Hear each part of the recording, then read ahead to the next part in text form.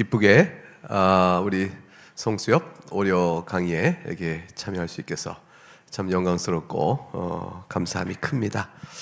오늘은 우리가 같이 공부할 내용이 성경의 명료성입니다. 명료성. 성경은 명료하다는 거죠. 하나님 말씀인 성경은 명료하다. 그러니까 어떤 뜻이 되냐면 알 수 있다는 것입니다. 알 수 있다. 알 수 있다. 성경을 읽어서 성경 뜻이 뭐지? 모르겠는데? 이렇게 되지 않고 성경은 읽으면 그걸 알 수 있다. 내용이 뭘 말씀하는지 알 수 있다는 거죠. 성경에는 메시지가 있어요. 메시지. 하나님께서 주시는 메시지죠. 하나님께서 우리에게 알게 하시는 메시지가 있습니다. 여러분, 성경을 통하여 하나님께서 우리에게 알게끔 해주길 원하시는 메시지의 중심에는 뭐가 있을까요? 그 중심에, 메시지 중심에는 예수 그리스도께서 계십니다. 다시 말하면 성경은 우리에게 창조의 사실을 알려요. 그런데 이내 곧 창조의 사실은 그 영광스러운 창조가 타락의 사건으로 이어지면서 결국 예수 그리스도의 구원 사건이 성경 전체의 핵심적인 주제가 되어집니다. 그러니까 성경의 명료성이라는 건 뭐냐? 그래서 뭐냐면 하나님께서 창조하시고 타락한 이 세상에 예수 그리스도로 말미암아 구원을 이끄시는 하나님의 말할 수 없는 사랑이죠. 하나님의 사랑을 그리스도 안에 나타나신 바를 우리로 하여금 알게 해주는 것이 중심 메시지입니다. 그래서 하나님께 그 사랑을 결국 창조해서 이 세상을 새롭게 하시는 새로운 창조의 귀한 역사로 우리를 이끌어 가시는 것으로 성경 전체가 구성되어 있죠. 그럼 하나님께서 우리에게 알려주길 원하시는 결국 중심 메시지의 예수 그리스도에 관한 그것을 우리가 뭐라고 얘기할까요? 복음이라고 할까요? 이 복음을 아는 데 있어서 우리가 읽으면 알 수 있나? 라는 질문에서 대답은 뭐죠? 알 수 있어요. 그래서 읽으면 알 수 있어요. 읽으면 누구라도요. 저 같은 사람도 물론이죠. 문장을 읽을 수 있으면 성경을 문자를 토대로 되어진 문법을 알고 문법을 통해서 구분적인 이해를 해서 문해력을 일반 독서를 할 만큼 능력이 있으면 성경을 통해서 복음의 메시지를 이해하고 아는 데에 어려움이 없습니다. 라는 그것이 성경의 명료성의 중요한 교리예요. 그럼 이건 결국 무엇을 반대하냐면 성경은 비밀 코드가 아니에요. 이거죠. 성경을 비밀 암호집 그런 거 아닙니다. 라는 거예요. 그래서 누가 성경을 갖고 왔는데 이 성경이야말로 하나님의 말씀인데 이 성경은 누구나 읽을 수 있는 것이 아니고 비밀스러운 것이요 암호가 있으므로 오직 암호를 해독하는 암호 해독자의 힘이 필요합니다. 이게 누굽니까? 나예요, 나라고 말해서 나를 통해서만 성경을 풀 수 있어요 라고 말하는 그런 비밀한 책이 아니라는 거예요. 그래서 만일 여러분 제가 말해요, 여러분에게 성경을 읽읍시다 해놓고 다 읽었더니 여러분 무슨 뜻인지 알아요? 다 틀렸어요. 내 말만 따라오세요라고 말한다면 그 사람 누구가 될까요? 이단인 거예요. 그게 바로 이단. 그런 거예요. 이단과 정통의 차이를 여러 가지로 설명할 수 있지만 바로 성경의 명료성 부분에서 가장 뚜렷하게 드러나요. 무슨 얘기냐면 이단은 성경의 비밀 암호를 풀어내는 열쇠를 가진 자다라고 생각해요. 자기가. 이 키를 어떻게 받았습니까? 했더니 이단 교주가 말해요. 하늘에서부터 계시를 받아요. 그 이단 교주가 특별한 체험을 해요. 교주의 체험을 쓴 책이 있어요. 교주가 기록한 교주의 책이 있어요. 그 책이 바로 성경을 푸는 열쇠가 되어집니다. 그러니까 이단은 항상 그분에게서 풀어진 열쇠를 통해서만 되어지지 그분 외에 아무리 많은 교회사와 아무리 많은 정통교회가 성경은 이것입니다라고 말을 해도 절대로 듣지 않죠. 신천지 같은 경우 생각해 보세요. 신천지 교주가 재림 예수예요. 아니라고 아무리 말해도 성경이 그렇게 풀어지지 않아 라고 말을 해도 듣지 않죠. 자기들 갖고 있는 열쇠 안에서 풀어간다고 말합니다. 성경의 명료성? 그렇지 않습니다. 성경의 명료성, 하나님께서는 성경을 통하여 우리에게 알려주고 싶은 메시지가 있는데 중심 메시지는 예수 그리스도시고, 예수 그리스도에 관한 모든 성경의 메시지는 누구라도 읽으면 알 수 있지 비밀 암호집이 아니므로 다른 어떤 해독자의 손길을 빌릴 필요가 없습니다. 여러분, 성경 명료성에 대한 이 중요한 사실을 마음에 잘 둬야 돼요. 그러면 이게 어떻게 하면 싹 지워지던데 이게 이거였군요. 네, 누가복음 24장을 보세요. 누가복음 24장 25절에서 27절 말씀이에요. 여기 보게 되면 예수님께서 이렇게 얘기하셨어요. 제자들에게, 엠마오에서 도상에 있는 제자들에게 이렇게 말씀하셨죠. 이들이 이제 예루살렘에 있던 사건을 쭉 말하는 걸 듣고 나서 주님이 마음이 미련하구나 그러셨어요. 그리고 선지자들이 말한 모든 것을 어째 마음에 더디 믿느냐 그러셨어요. 미련하고 더디 믿는 자들, 왜 그렇게 하셨냐면 성경을 모른다는 거죠. 성경은 모세와 모든 선지자의 글로 시작하여 성경에 쓴 바 모든 것이 바로 누구에 관한 것이다? 자신에 관한, 예수님 본인에 관한 것이라고 말씀하시며, 예수님께서 고난을 받는다는 얘기를 성경을 통해서 우리가 읽지 못했느냐. 어째 예루살렘에 있는 예수 그리스도의 십자가 사건, 그 사건을 갖고 너희가 혼미케 하느냐. 고난을 받고 영광에 들어가시는 것이다. 이렇게 얘기했죠. 요 메시지는 예수님이 이렇게 잘 말씀하셨어요. 자 보세요. 너희가 미련하다 그랬어요. 그리고 너희가 어찌하여 성경에 쓰여진 바를 마음에 깨닫지 못하느냐 그러셨어요. 그 말은 무엇일까요? 성경에 예수 그리스도께서 고난을 받으시고 영광에 들어가신다는 내용이 있지 않느냐, 그걸 어찌하여 깨닫지 못하는 미련한 자들이라는 것은 뭐죠? 너희가 성경을 읽으면 마땅히 알 것으로 뭐죠? 기대가 된다라는 거예요. 너희가 성경을 읽었다면 이 내용을 마땅히 알 텐데 어찌 모르냐. 그러니까 주님 뭐라고 하셨어요? 미련하다. 마음에 어찌 믿지 않느냐. 그러게 하신 거죠. 그래서 성경은 예수님 스스로 말씀하신 가르침에 비춰볼 때 읽으면 성경의 중심 메시지를 아는 데는 어려움이 없다. 굉장히 중요한 교리인데, 이 고백은 종교개혁 때에 어마어마하게 중요한 고백이었어요.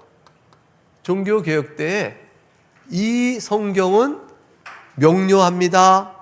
이 사실을 가르치는 이 신앙 고백이 굉장히 중요했어요. 종교개혁의 기초가 되어져요. 왜 그럴까요? 왜 종교개혁의 기초가 될까요? 왜냐하면 종교개혁의 기초는 우리 지난 시간에 성경의 권위에 있죠. 오직 성경을 통해서 종교개혁의 모든 말씀에 따라 왜곡된 교회의 양태를 개혁해 나갔거든요. 근데 오직 성경이라는 것이 만일 아무도 몰라, 읽어도 아무도 몰라, 이렇게 되어지면 종교개혁의 힘과 이치를 찾아낼 수 있을까요? 또는 이걸 풀어내는 어떠한 사람의 특수 개인, 어느 집단에게만 성경을 풀어내는 비밀 코드, 암호를 풀어내는 능력이 있다면 이 집단에 종속되겠죠. 그러면 성경으로 개혁된다는 일이 가능할까요? 잘 안 돼요. 잘 생각해 보세요. 종교개혁 때에 이 성경은 우리만 풀 수 있어 라고 말한 사람들이 있었어요. 교회가 있었어요. 그게 뭐냐면 천주교, 로마 캐톨릭이었죠. 로마 캐톨릭은요, 성경 해석권을 자신들이 가져요. 그래서 일반 교인들은 성경을 읽어도 알지 못해. 성경은 신비로운 그림으로 함부로 읽어서는 안 돼. 교회가 말한 대로 읽어야 됩니다 라고 해서 자기가 딱 소리치고 있었어요. 그래서 로마 캐톨릭은 교회를 가리켜서 가르치는 교회하고 배우는 교회를 나눠요. 배우는 교회는 수억 명이 붙어 있어도요, 일반 평신도라는 분들이에요. 그러면 가르치는 교회는 오직 교황의 머리하에 속해 있는 주교 집단이 가르치는 교회예요. 가르치는 교회가 진짜 교회고, 배우는 교회는 가르치는 교회 밑에 있는 거죠. 그러니까 가르치는 교회가 없으면 배우는 교회가 아무리 많아도 교회가 아닌 거예요. 자, 그럼 누가 가르쳐요?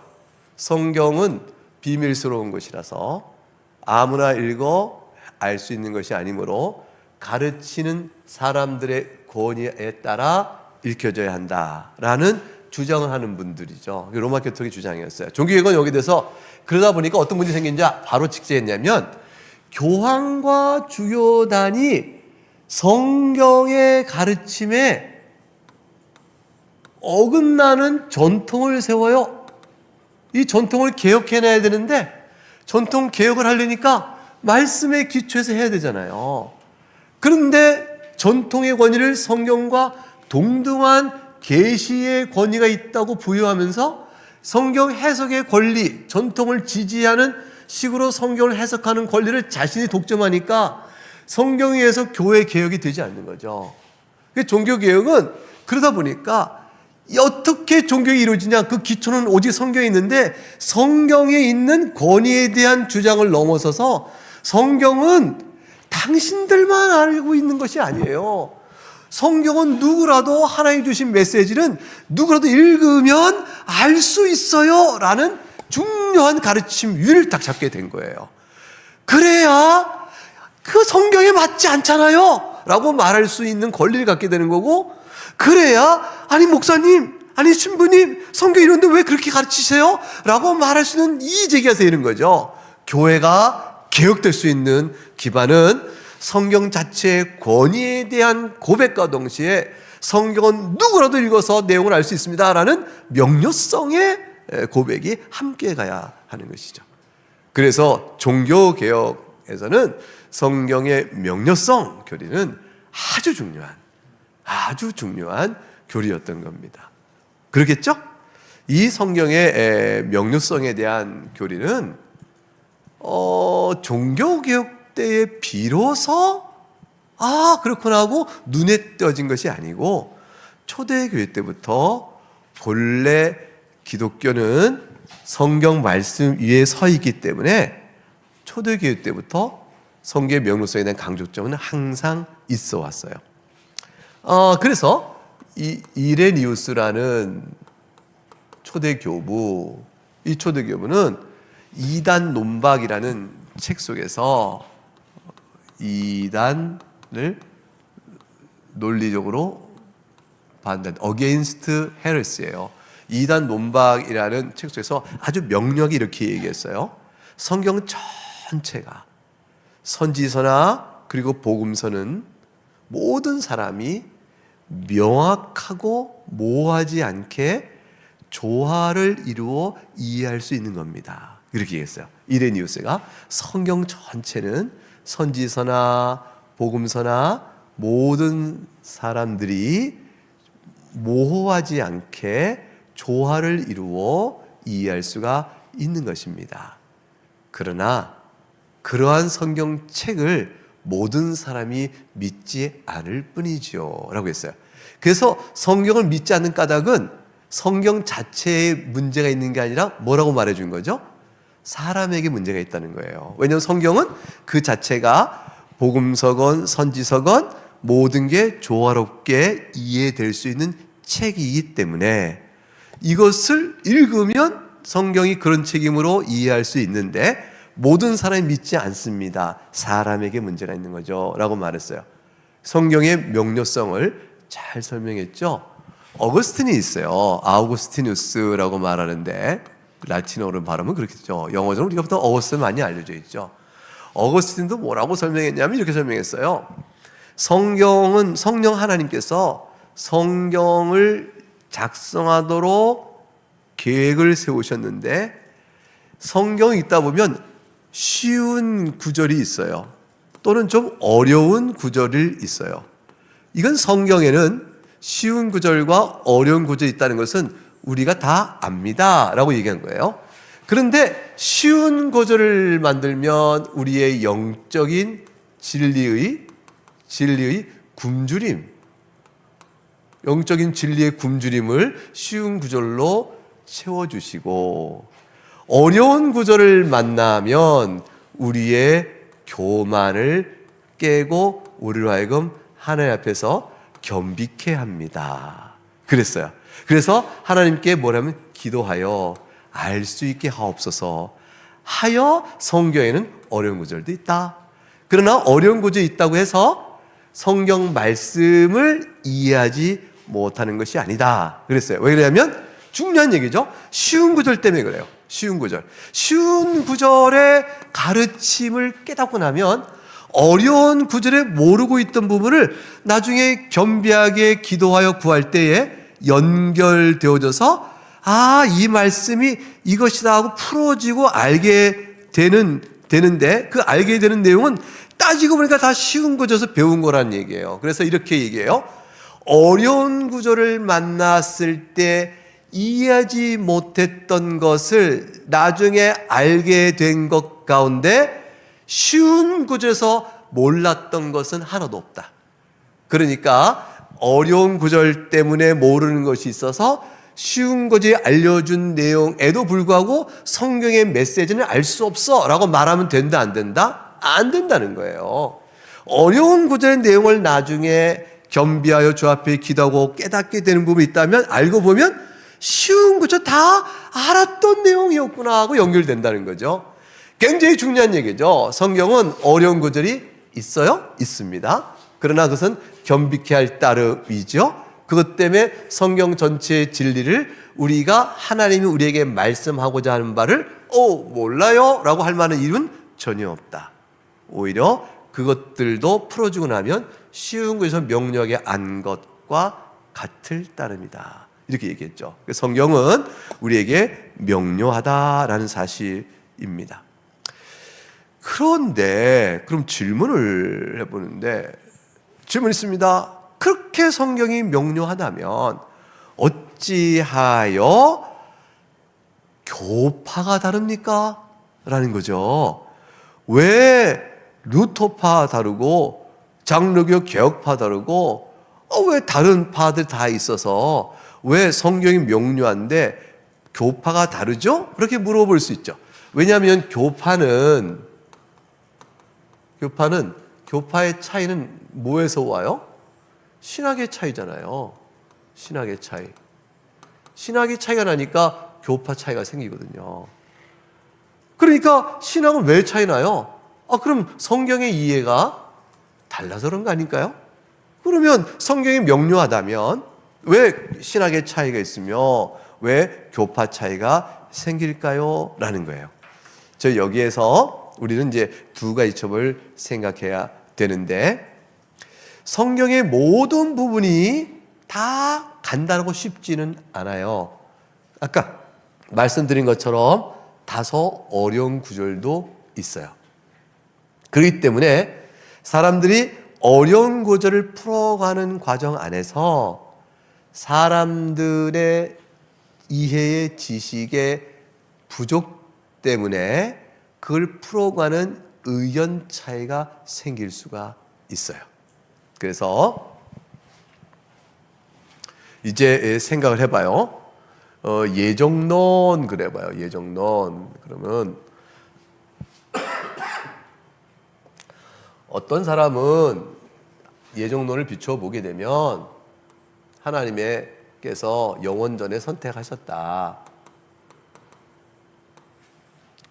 그래서 선택하셨기 때문에 사람이 어떤 조건, 무엇을 행하느냐에 관계없이 하나님 자신의 뜻에 따라 하나님의 의지로만 선택하신 것이다 라고 말하니까 사람은 그러면 어떻게 돼요? 영원전에 예수 그리스도 안에서 선택되어졌으니 그가 야곱이건 에서냐? 그럼 에서는 내가 미워하고 야곱은 내가 사랑했다라는 식으로 선택이 이미 되니까 결정되어졌다. 이렇게 생각을 하죠. 그러면 이게 장로교적 예정론이 될 수 있어요. 선택 예정이 되어져요. 장로교 선택 예정에 따르면 야곱이 무엇을 행하기도 전에 에서가 무엇을 하기도 전에 하나님께서 야곱을 사랑하고 에서는 미워했다라는 말로 하나님께 예수 그리스도 안에서 영원한 선택이 이루어졌다고 보는 내용이죠. 그러면 다 장로교 개혁신학의 예정론을 교회가 다 받아야 되잖아요. 근데 여러분 알고 있지만 장로교 개혁파의 예정론을 안 따라가는 교파가 있어요. 어떤 교파가 그래요? 감리교는 그렇게 생각하지 않아요. 성결교도 그렇게 생각하지 않아요. 순복음도 그렇게 생각하지 않고요. 침례교환도 일부는 그렇게 생각하지 않아요. 침례 이렇게 생각하는 사람들이 침례교는 입장이 둘로 나눠져 있는데 왜 그럴까? 그분들은 이렇게 생각하는 거죠. 하나님께서 야곱을 사랑하신 것도 맞고요. 에서를 사랑한 것도 맞는데 야곱의 개인을 사랑한 게 아니라 야곱과 같은 사람을 사랑한 거예요. 라고 이거를 하나의 부류로 봐요. 부류. 타입으로 보는 거죠. 타입. 그러니까 야곱과 같은 자는 내가 사랑하고 에서와 같은 자는 내가 미워한다. 이렇게 이해하면 야곱과 같은 자인가를 보고 하나님 선택하시게 되는 거예요. 그렇죠. 그럼 사람을 보시고 선택하게 되는 거잖아요. 그렇게 생각하는 사람들이 있어요. 그래서 이렇게 생각하고 저렇게 생각하는 예컨대 소위 장로교는 하나님께서 미리 예정하시고 예정한 사람에 따라서 누가 구원을 받을지 하나님이 아시는 거야. 하나님의 의지에 따른 선택이 먼저고요. 그 누가 구원을 받을지 아시는 것은 의지의 선택의 뒤에 따라와요. 이렇게 설명하는데 반대 입장에서 예컨대 이제 감리교를 해보십시다. 감리교 같으면 아닌데 예지 예정인데 이렇게 생각할 수 있어요. 이게 무슨 말이냐면 하나님께서 미리 사람이 어떤가 야곱 같은 부류인가 에서 같은 부류인가 미리 보시고 야곱 같은 부류의 사람이면 내가 선택하지 이렇게 하신 거라고 보는 거죠. 그래서 하나님의 선택은 조건적이다. 미리 보신다. 이렇게 생각한 거예요. 자, 신학이 서로 다르죠? 요 신학이 다른 까닭은 뭘까요? 이 부분이 성경에 관해서는 예수 그리스도로 말미암아 구원에 이르는 핵심적 메시지의 내용에서 조금 더 사고를 연장시키는 것이에요. 그러니까 성경의 핵심 메시지가 있어요. 거기서 추론해 나가는 논리성의 신학 부분에 속하게 된 바운더리에 있으면서 요 바운더리에 신학의 차이가 생겨요. 그 신학의 차이가 교파의 차이를 낳을 수 있게 된 거예요. 그러면은 저는 장로교 목사니까 나는 논리적 추론상 성경 전체로 볼 때 이게 야곱 개인을 선택했다 이 말이 맞는 것 같은데 어떤 목사님 아니에요 야곱 같은 사람을 본 거예요 이렇게 의견차가 생겨요. 의견차 생기지만 똑같이 뭐는 확신이 있냐면 인간이 타락했고 예수 그리스도 외에는 구원이 없습니다. 똑같은 고백을 하는 거죠. 그리고 오직 성경으로 해야 됩니다. 오직 그리스도뿐입니다. 오직 믿음뿐이에요. 구원받는 일은 똑같은 외침 속에 손을 딱 잡아요. 종교개혁이 이루어지는 거죠. 그러니까 종교개혁의 범위 안에서 신학의 차이는 있을 수 있는 건데 그것은 성경의 명료성을 해치는 게 아니에요.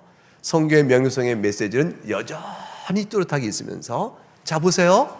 삼위일체 하나님 삼위일체 이 삼위일체 하나님이 어때요? 얼마나 어려워요. 어렵지만 삼위일체 하나님은 뚜렷한 성경의 핵심 메시지예요. 이건 얼마나 어려운 교리예요. 그렇지만 핵심 메시지에 속해 있기 때문에 아무도 삼위일체에 대해서는 이의가 없어요. 그러니까 성경의 명료성은 우리가 꼭 알아야 될 하나님과 그분이 하신 일에 관하여 우리가 알아야 될 필수적인 핵심 내용에 있어서는 누구라도 읽으면 알 수 있도록 하신다는 의미에서 조금도 흔들림이 없어요. 뭐에도 불구하고 신학 차이로 인한 교파 차이가 설령 있다 할지라도 결국은 신학 차이와 교파 차이는 성경 자체의 문제가 아니고요. 사람이 성경을 이해가는 우리 이해력의 차이예요. 이해력의 차이예요. 이거는 좀 슬프게도 사람이 이제 중생 후에 우리에게 어떤 변화들이 오죠? 어떤 변화가 뭐냐면 우리가 타락해서 우리가 영적으로 어두움에 들어가요. 그리고 지혜가 없고 미련합니다. 그리고 거짓과 허망한 것을 옳다고 생각해요. 근본적으로 하나님을 싫어합니다. 그리고 하나님을 대적합니다. 이러한 상황에서 중생자에게 어떤 일이 벌어지냐면 성령 하나님에 의해서 진리를 깨닫는 명료한 이해가 우리한테 주어져요. 그 성령의 이해로 인해서 그래서 우리가 말씀을 알게 되는 거예요. 하나님의 말씀을 그렇구나 하고 말씀을 깨닫는 놀라운 감동들이 와요. 그런데 이게 완전하진 않은 거예요. 왜냐하면 중생자에게도 타락으로 인한 영적 어둠으로 인한 원죄, 다시 말하면 부패한 본성의 흔적이 남아 있어요. 그래서 중생자가 도덕적으로 완전한가요? 아니잖아요. 중생자가 도덕적으로 불완전한 것처럼 지적으로도 불완전해요. 적어도 하나님의 영적 사실을 아는 데서도 불완전한 측면이 있게 되어져요. 그 인간의 이 측면 때문에 우리는 성경을 읽을 때 성경에 조금 어려운 난해의 구절을 만나면 우리는 이 차이 때문에 이게 뭐지? 라고 물어볼 수밖에 없는 한계성이 등장해요. 만일 우리가 완전해진다면 성령 하나님께서 성경을 쓰셨던 그 내용대로 우리가 완전하다면 다 이해할 수가 있죠. 그러니까 성경의 명료성에 있어서 때때로 우리가 어려운 구절을 만난다라는 것은 우리가 그 어려운 구절 이해함에 있어서 우리에게 남아있는 연약성이라 할까요? 우리의 불완전성 이런 것들이 영적 사실을 아는데도 여전히 부족하여 그러하기도 하다. 그래서 두 가지 측면을 말씀드린 거죠. 하나는 우리의 근본적 중생자에게 있는 불완전성, 그 다음에 신학의 차이를 이 불완전성의 신학의 차이를 낳고 그러므로 교파 차이는 있습니다. 그러나 이 교파 차이가 성경의 명료성을 부정하는 것이 아닙니다. 도리어 교파 차이에도 불구하고 정통교리라고 말하는 이 모든 것들이 확립되어 있습니다. 왜 그렇죠? 성경이 명료하니까. 성경이 명료함으로 이렇게 정통교리가 확립되어 있다고 볼 수 있습니다. 이것은 굉장히 중요합니다. 교회 전통이나 독점적인 성경 해석의 열쇠를 가지고 있다 하는 사람들에서 그렇지 않습니다 말할 수 있는 종교개혁의 핵심적인 토대가 되어집니다. 베드로후서 3장 16절에 우리가 아는 대로 3장 16절에 사도 바울이 이런 말씀하셨죠. 제가 말씀을 읽어볼게요.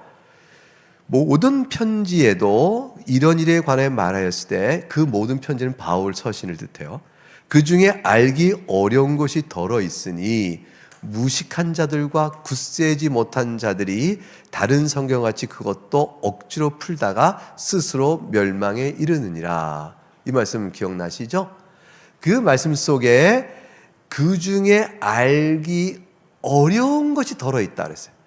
알기 어려운 것이라고 했지 절대로 알 수가 없는 거란 말씀은 안 하셨어요. 그러니까 하나님께서 우리에게 보여 알기를 원하시는 것 가운데 우리의 이런 상황 때문에 알기 어렵다 싶은 것이 있고요. 또 문화적인 차이 때문에 오랜 역사적 상황을 몰라서 그래서 우리가 여러 이유로 인해서 풀어가기 어려운 것들이 덜어 있다 그랬어요.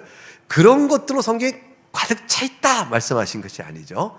그러니까 성경은 난해 구절이 있습니다. 그러나 그것은 명료성을 해치는 것이 아닙니다. 그러므로 이 모든 것들을 생각하고 성경을 읽어라 하는 것이죠. 성경을 열심히 읽으세요. 읽을 때는 우리는 무엇이 필요하냐면 자 보세요. 중생자라도 불완전하므로 성경을 읽을 때는 우리에게 뭐가 필요할까요? 기도가 필요하죠. 왜냐하면 성경을 쓰신 성령 하나님의 도우심으로 성경을 읽어 깨닫게 도와주시옵소서라고 기도하고 나가는 일이 중요하겠죠. 성경의 명령성은 성경을 쓰신 성경의 내적 증언자인 성령님의 도우심이 필요하다는 사실을 생각하게 합니다. 그리고 그렇게 돼서 명료하게 밝혀진 성경의 진리 토대 위에 교회를 세우고 우리 신앙을 세워야 합니다. 이제 이것이 지금 제가 말씀드리는 주요 내용의 흐름의 연속적인 강조점입니다. 누가복음 24장 44절과 45절이에요. 44절과 45절에 예수님께서 또 이런 말씀을 하셨어요. 여러분 잘 알아요. 모세 율법과 선지자의 글과 시편에 나를 가리켜 기록된 모든 것이 이루어질 거라고 하지 않았느냐 그랬어요. 모세 율법과 선지자와 시편에 가리킨 것은 성경 전체가 나를 가리켜 말한다는 것을 뜻하죠.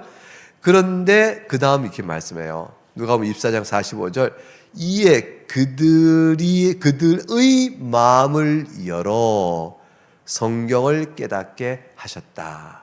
그러니까 성경을 깨닫는 일에 마음을 열어주는 성령 하나님의 조명하심이 필요하다.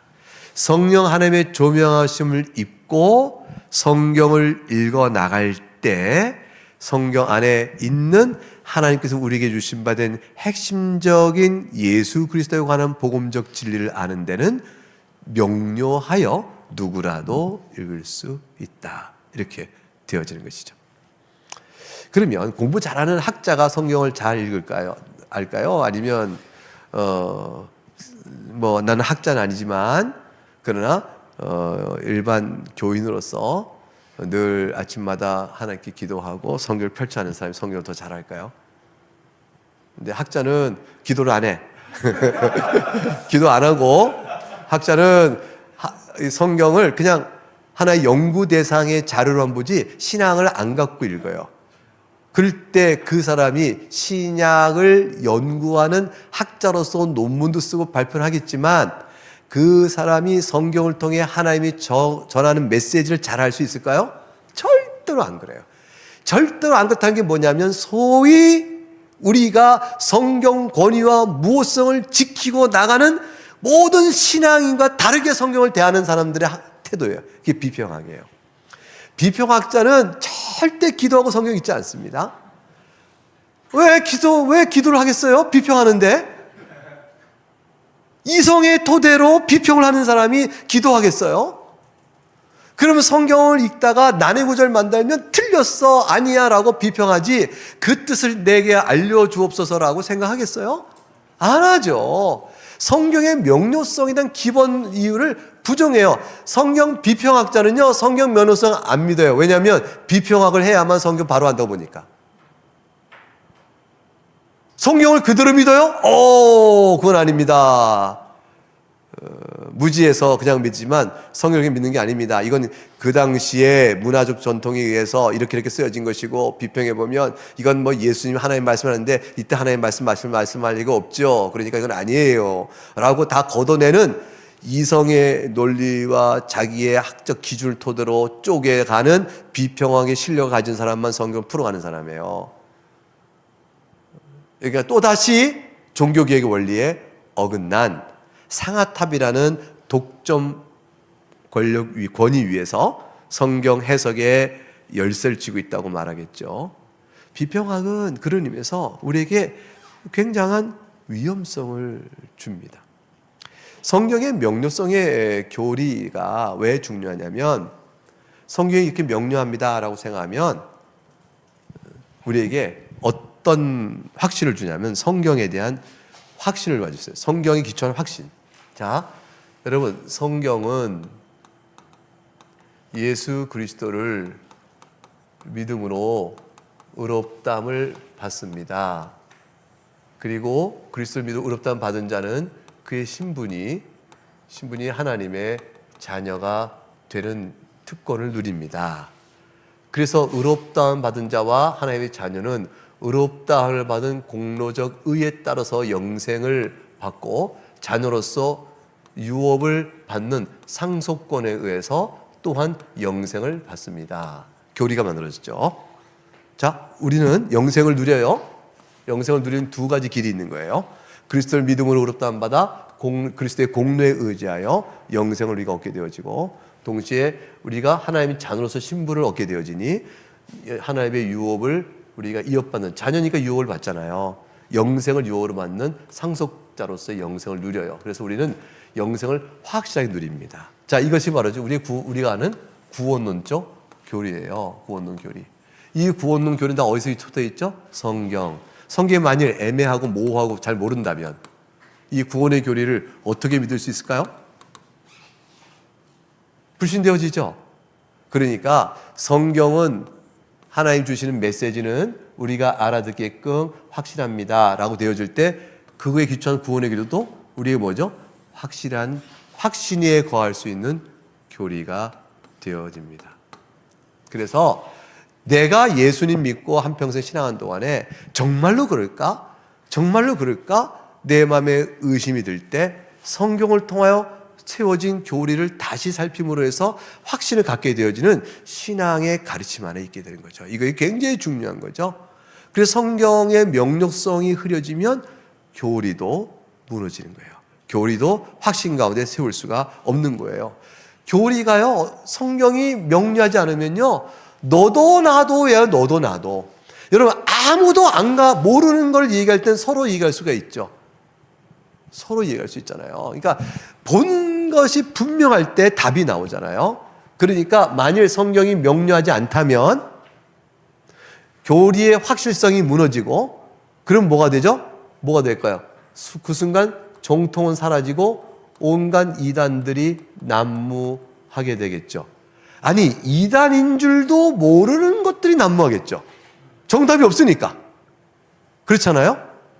이런 위태로움이 있으면 뭐밖에 의지 못해요? 사람을 의지할 수밖에 없어요. 사람이 세운 전통에 의지하고 사람이 세우는 무슨 권위에 의지할 수밖에 없는 거죠.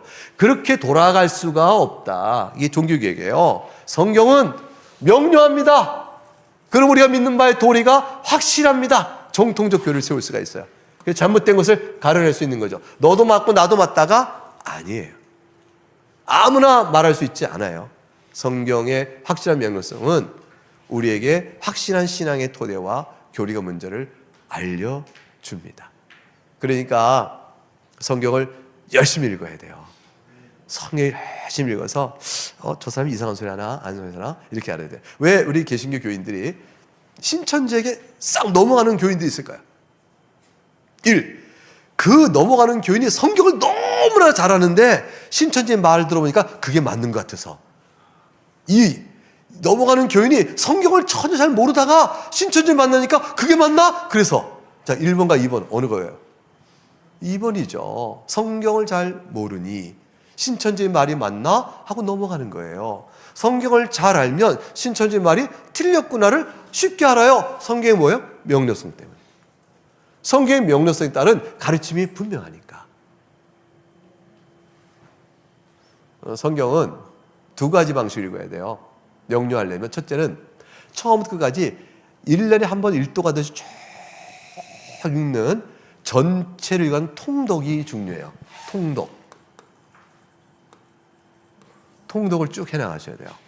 통독을 해서 성경에 대한 통독은 뭘 가르쳐주냐면 성경에 있는 지식의 저변을 넓혀주고 그리고 흐름을 볼 수 있는 안목을 열어줘요. 통독을 쭉 하게 되니까.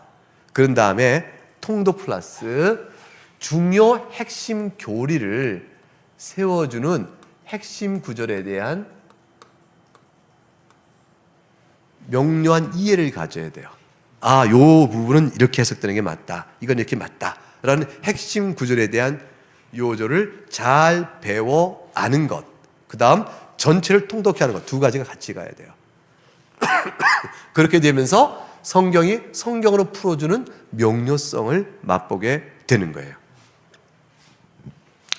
자, 그래서 성경을 부전히 읽자. 근데 성경 신학자들의 성경 해석은 전유물이 아니다. 제가 이제 유명한 성경 학자예요. 여러분이 그렇게 인정해보죠. 가정을 해보는 거예요. 저는 유명하지 않지만 유명하다 세계. 자, 그런 사람이 여러분 애굽에서 히브리 노예들이 나왔습니다. 자, 히브리 노예들 벌써 좀 이게 해방신학인가? 히브리 노예들 나오는데 뭐 다 맞는 말. 사실 반박은 못해. 아직은 히브리 사람도 맞고 노예 신분도 맞으니까 나왔습니다. 나오는데 여러분 홍해가 갈라졌다고 하는데 바다가 갈라집니까? 그 바닷물이 벽처럼 습니까? 이거는 갈수을 말하는 것입니다. 갈대숲으로 그걸 풀었어요. 그리고 왜 홍해가 갈대숲으로 해석되어야 된가에 대한 학문적 또 고대 근동 문서 또는 어원적 분석을 막 동원해서 그거를 정당화하려고 막 시도했어요.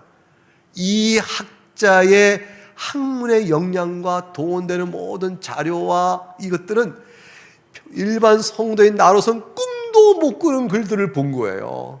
고대 근동 문서를 보다니 저건 어떤 언어냐 이런 건데 막 풀어가는 거예요.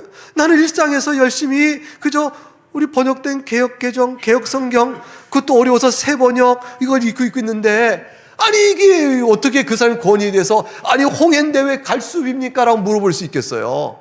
이렇게 되어질 때 그 사람이 내 말이 맞아요 라고 말하면 여러분은 뭐라고 말해야 돼요? 절대로 아닙니다 라고 말해야 돼요. 무슨 갈수인데 신약 성경에 보니까 고린도전서에서 사도 바울이 뭐라고 하냐면 홍해 바다를 건너가 세례를 받았다 그래요. 홍해를 건너다가 세례를 받았다. 아니 갈수에 가면서 무슨 물이 어디서 세례를 받아요? 앞뒤가 안 맞아요. 중요한 사실이 드러나는 거죠. 그러니까 성경의 명료성은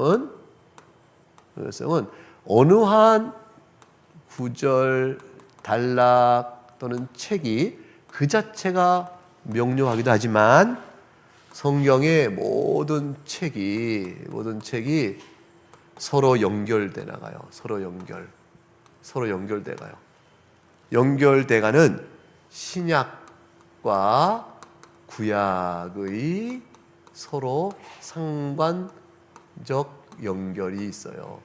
신약으로 구약을 해석해요. 구약은 신약을 그 뜻을 뒷받침해줘요. 구약을 토대로 신약 해석되는 계시의 연속성, 계시의 유기성이 있어요. 그래서 성경 말씀에 계시의 유기적 연결성 이거를 다 합쳐서 그냥 한마디로 신학적 해석 그래요. 신학적 해석을 해 나갈 수 있는 성경 자체가 열어줘요. 누가 신학적 해석을 해요? 내가 집어넣는 게 아니고 성경 자체가 신학적 해석을 열어줘요. 그래서 풀어지게 돼 있어요. 그러다 보니까 홍해가 갈수일 수 없는 것은 사도 바울이 홍해를 건널 때 세례를 받았다는 말 속에 이미 증거가 되어져요. 그렇게 안 풀어져요. 그러니까 성경과 성경의 명료성은 어떤 난해 구절도 쉬운 구절과 신학적 연결의 해석을 통해서 풀어져 가도록 우리가 기대할 수가 있는 거죠. 그러니까 비평학 주장들은 맞는 주장 같지만 틀린 주장이에요. 틀린 주장이에요. 여러분, 나사로 죽은 지 나흘 된 나사로를 주님께서 나사로야 나오라 하니까 나와서 냄새나고 썩은 나사로가 쭉 걸어 나오죠. 붕대 푸니까 멀쩡한 사람이 된 거잖아요. 이런 일들이 비평학적 볼 때는 있을 수가 없는 사건이죠. 근데 이 사건이 그리스도께서 부활하시고 우리가 죽은 자가 새 생명 얻게 되는 신구약 성경 전체의 교리적 통일성 안에서 이적으로 주께서 행하셔 사실로 보여준 사건이잖아요. 그러니까 그것의 역사적 사실성은 신학적 안에서 이미 입증이 되어지는 것이죠. 여러분 한번 이 생각을 해보세요. 퀴어 신학자 있어요.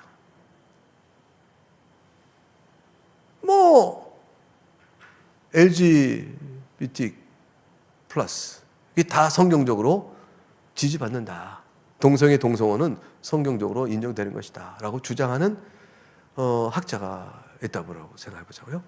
있죠, 그런 사람들이. 근데 그분들이 이제 우리가 얘기하다 보면 그 성경이 안 맞으니까 기독교적이 아니에요. 그 틀린 거예요. 그러니까 그렇게 말씀하시면 안 돼요 라고 말했더니 성경을 잘못 봤다고 큰 소리를 치면서 우리를 가르치려고 그래요.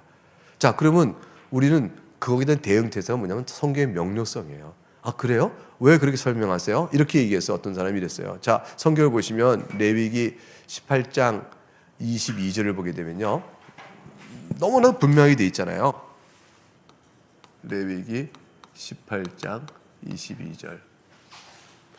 레위기 18장 22절을 보게 되면 너는 여자와 동침함 같이 남자와 동침하지 말라.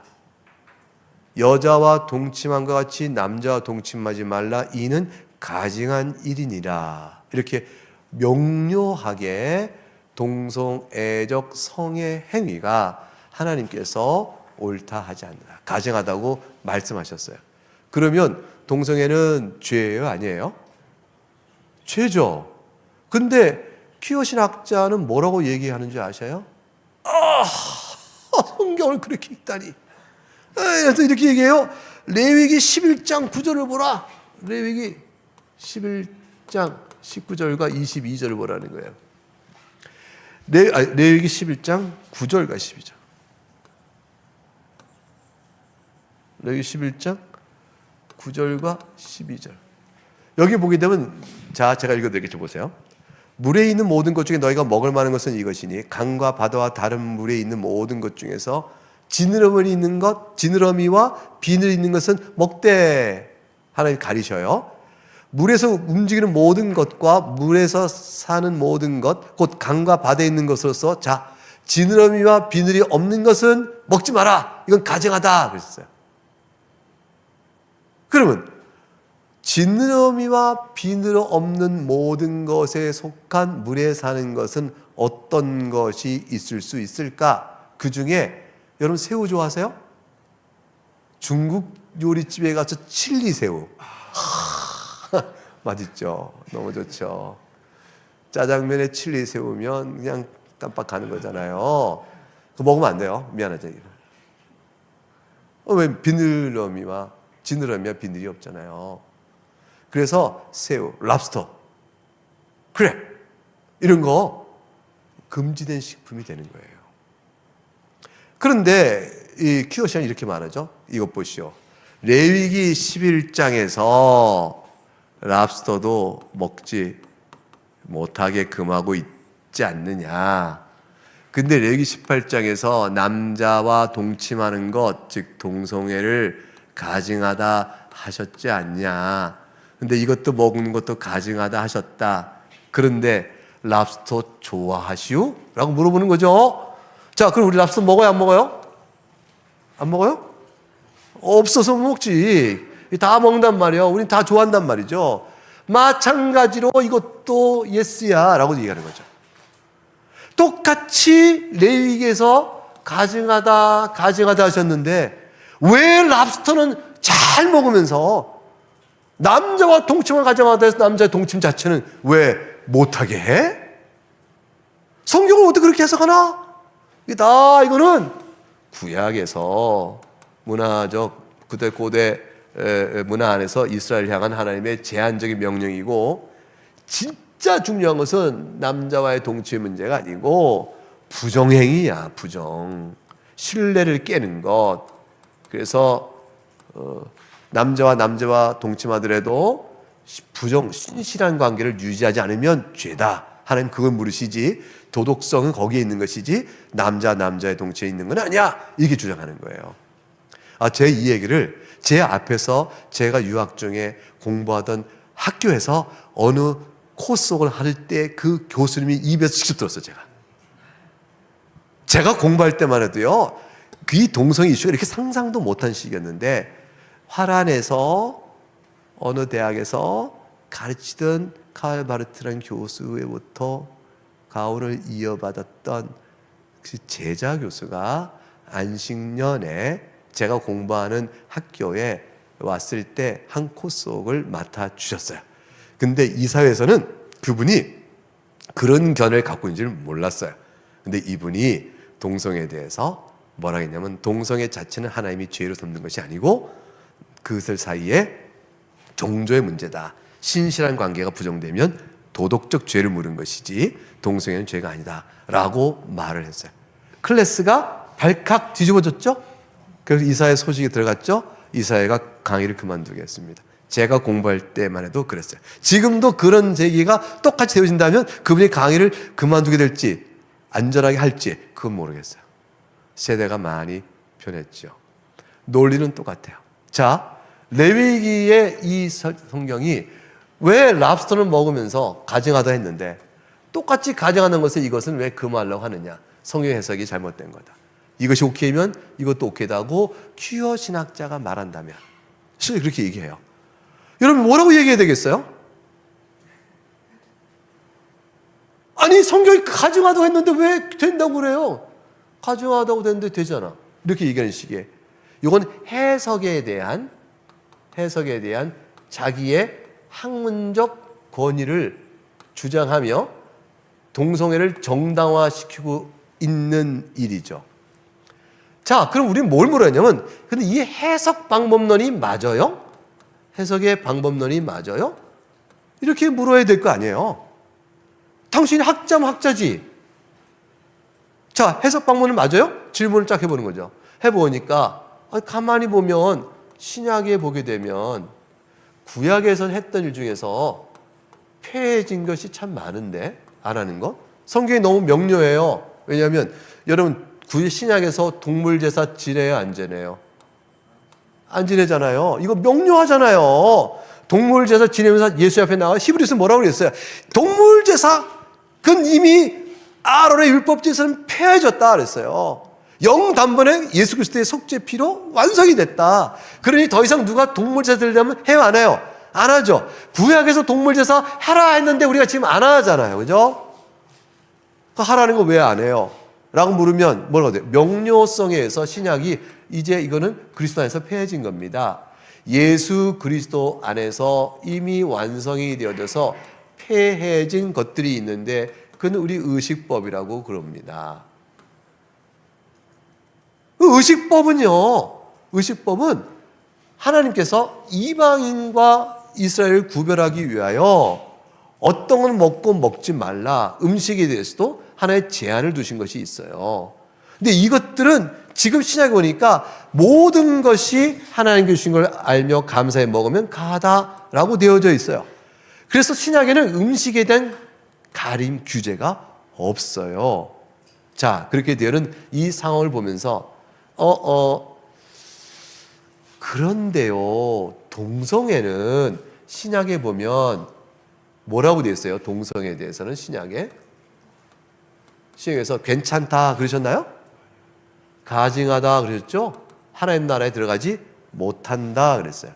그러니까 성경의 명료성은 구약에서도 가증하다 한 것이 신약에서도 하나님 나라 유혹을 받지 못한다 라고 말했으면 통일되게 악한 거예요. 죄예요. 여기에 다른 어떤 설명이 필요 없어요. 이거는 성경을 읽는 모든 성도가 구약에서도 아니요, 신약도 안 했으니까 이거 다 아니잖아요. 이건 도덕법적인 죄악이거든요. 영적인 차원에서 성도가 행해야 될 것이 무엇인가를 가르치는 성도의 윤리, 신앙 윤리, 성도의 도덕에 일치하지 않는 거예요. 그러니까 이거는 명료한 거예요. 명료하게 금지되어져 있는 것입니다. 그리고 의식법상 열어진 것이 구약 신약에서 의식법이 폐기됐죠. 도덕법은 유지가 되어져요. 그러니까 이 퀴어 신학자가 말한 것은 궤변인 거죠. 우리가 항상 뭘 생각하냐면 도덕법적 통일성 안에서 구약에서 명한 것이 의식법도 아니고 이것이 도덕법 속에 속하여 신약에도 여전히 금해주고 있다는 사실을 제시하면 돼요. 그래서 실제로 고린도 우리가 알듯이 고린도전서 6장 9절부터 11절 말씀에 내용을 읽다 보면 속지 말라 그러셨어요. 음행, 우상숭배, 간음, 남색이 호모섹스잖아요. 동성애죠. 도적, 탐욕, 술 취하는 거, 욕하는 거, 약탈 다 하나님 나라를 유혹으로 받지 못한다. 명확하게 설명한 내용은 레위기 18장의 내용과 그대로 연결돼 가는 거예요. 로마서 1장 21절과 25절의 흐름 안에서 하나님께서는 24절에 뭐라고 말씀하셨냐면 마음의 정욕대로 더러움에 내버려 두시어 서로의 몸을 서로 욕되게 했다라고 하셨어요. 하나님께서 이미 동성애자는 심판이 주어지고 있는 행위인 거예요. 그러므로 성경이 신약에서 분명히 금하고 있는 거죠.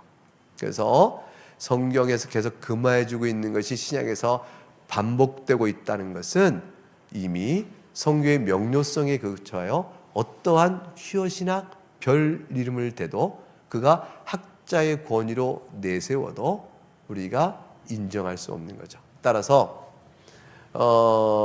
소위 퀴어 신앙이니 동성애 지지하고 이러지 않은 모든 각종 이러한 모든 것들은 학문의 권위로 말해도 모든 성도가 성경을 읽는 그 자체 하나로 다 거짓되다는 사실을 우리가 분명히 알 수 있으니 이거는 학문이 필요한 것도 아니요 다른 어떤 것이 더 부족하여 죄를 죄로 말하지 못할 것이 아니다. 우리는 충분하다. 성경의 명에서 충분하다. 이 말씀을 생각해야 합니다. 그래서 웨스트민스터 신앙고백서 1장 7절에 보게 되면 이렇게 고백했어요. 웨스트민스터 신앙고백서 1장 7절에 보게 되면 제가 읽어볼게요. 1장 7절. 성경에 있는 모든 내용은 다 똑같이 명백하지는 않다. 또한 모든 사람이 다 똑같이 분명 알지도 못한다. 그렇지만 한 가지 분명하겠다. 구원받기 위하여 알고 믿고 지켜야 할 필요가 있는 것은 학식이 많은 사람들만이 아니고 그렇지 못한 사람들도 그저 평범한 수단을 적절히 사용해서 읽으면 충분히 이해될 정도로 성경은 명료하다라고 되어 있어요. 그리고 곳곳에 계시가 되어 있다라고 되어 있어요. 이것은 종교개혁신학과 또 로마 캐톨릭의 잘못된 성경 해석의 독점적 권위를 지탱하고 있는 사제 집단의 왜곡, 그걸 통하여 잘못된 교회 전통을 개혁해야 될 힘을 막는 그런 것에 대한 저항의 원리일 뿐 아니라 오늘 우리가 살아가는 이 시대에 성경의 진리를 어긋나게 왜곡하여 말하는 모든 학문 집단 이건 또는 사교적 집단 이거는 모든 운동권에 대하여 우리가 아니요! 라고 말할 수 있는 충분한 고백을 갖고 있다. 교리를 갖고 있다 할 것이에요. 그러니까 무식해서 퀴어 신학 반대하는 거 아니에요. 무식해서 비평학 반대하는 거 아니에요. 성경이 명료해서 비평학은 아닌데 이렇게 되는 거예요. 성경이 명료하게 되어 있어서 우리가 그 퀴어 신학 못 받아요 라고 말하는 것이에요. 그래서 우리가 일반 성도로 성경을 읽고 아는 것에 대한 확실한 지식에 대하여 확신을 가지고 자부심을 가지고 담대히 그 믿음의 교훈을 지켜갈 수 있어야 되는 거예요. 진리는 여러분에게 있는 거예요. 성경은 여러분 손에 진리를 전해주고 있는 거죠. 주의 말씀은 내 발의 등이요 내 길의 빛이니이다. 누구에게? 모든 성경이 읽는 성도에게.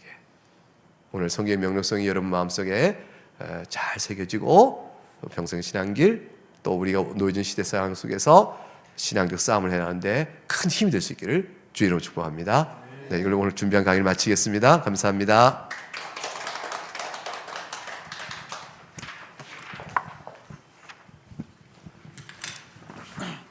네, 우리 김병헌 교수님 역시 기대를 저버리지 않습니다. 저는 오늘 제목이 성경의 명료성인데 강의 들으면서 내내 저 혼자만의 엉뚱한 생각을 했습니다.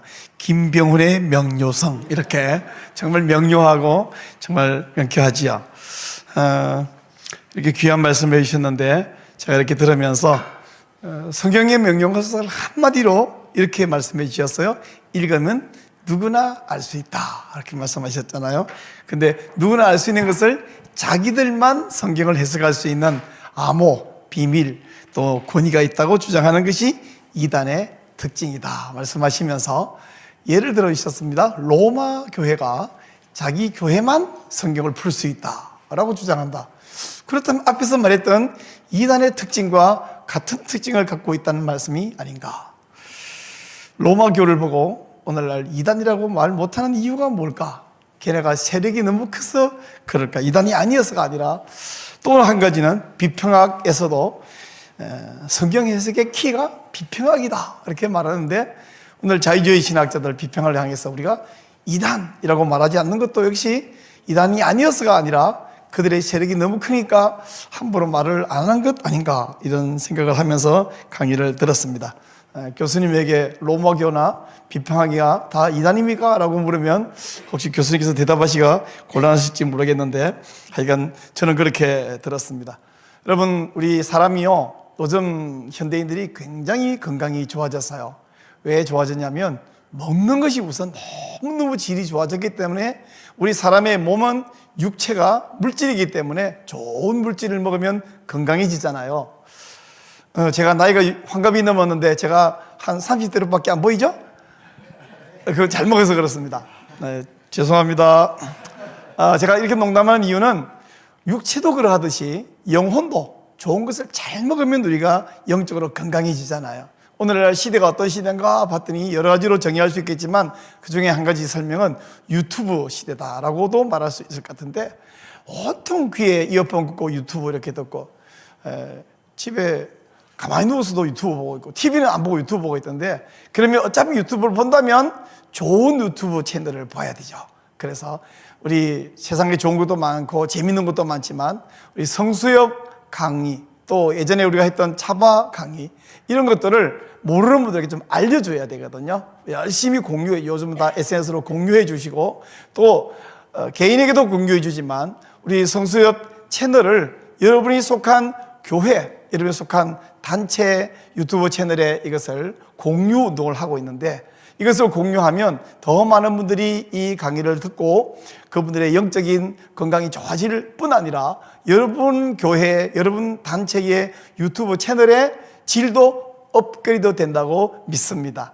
여러분 속한 사용하시는 채널의 유튜브 채널에 우리 성서협 정기강론 내용을 공유하시고 싶으면 우리 성서협으로 연락 주시기를 바랍니다. 또 우리 성수협이 이 모든 운영하는데 세상의 거는 전부 다 이 물질과 관련돼요. 그래서 많은 재정이 필요한데 그런 기도하는 마음으로 또 헌금도 후원도 많이 해 주시기를 부탁드립니다. 헌금 계좌는 우리 화면 하단에 나오고 있습니다. 오늘 14강까지 하나님 은혜시로 잘 하셨고요. 다음 주 15회 강좌는 우리 대전 즐거운 교회 담임이신 이선교 목사님께서 오셔서